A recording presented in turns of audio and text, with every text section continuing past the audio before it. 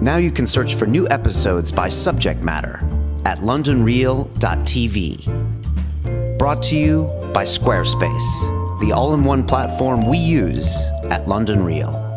I'm here for a screening, the London premiere of a documentary called Neurons to Nirvana. Yes, I saw the trailer for that. It looks very interesting. It's about the use of psychedelics in treating medical disorders. Is that right? Well, but it's more about consciousness shift and how the world is in a crisis, and a lot of it is because of narrow thinking and people identifying themselves with limited parts of who they are.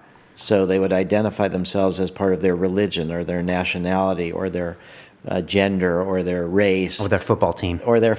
And then there's the us and them, and then that leads to dehumanizing others and not being sympathetic with others and greed. And so it's a real macro look. Yeah. At the effects of psychedelics breaking down some of these barriers. Yeah, and through the psychedelic unit of experience, which people, you sort of move through certain levels of consciousness, and with psychedelics, usually the first is kind of certain perceptual changes. Not so much with MDMA, but with the classic psychedelics. There's more visual changes, people's imagination is more fluid, their ego processing is breaking down. That's what David Nutt and Robin Carhart Harris discovered with psilocybin, that it reduces activity in the default network, which is the filtering process. Which was kind of surprising. We had both of them on the show, and I know people would always think that your brain would get more active, but it turns out it becomes less active, or the orchestration it stops happening between these different parts of the brain. Yeah, well, the default mode network is sort of synonymous in a way with our ego. Okay. And with the things that we need to do as a human being in the world getting through the day.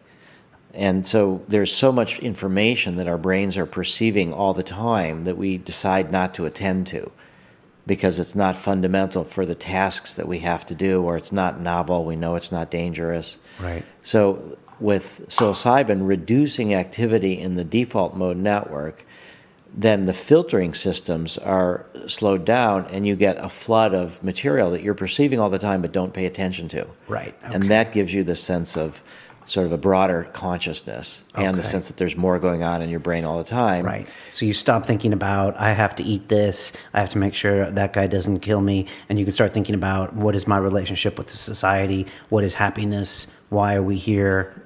Yeah, and you start feeling energy patterns connecting things, and you start feeling that there's this unified force. Not everybody, but this is often the reports. And these are why these drugs have been used for thousands of years, too. People end up this more sense of the connection of things.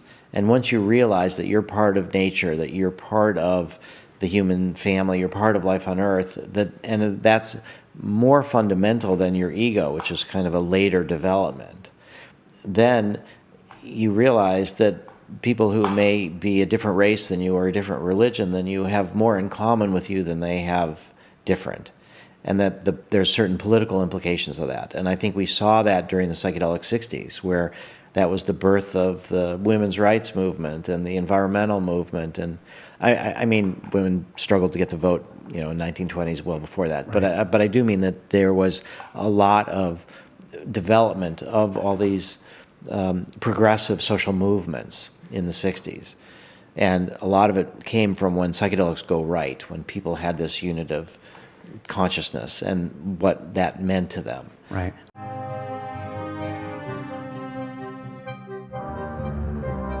We take real pride in our websites and who we work with on the show, and those are the guys at Squarespace. They've been running our website londonreal.tv and our siliconreal.com for over a year now, and they are an all-in-one platform to make it fast and easy to build your own professional website or portfolio.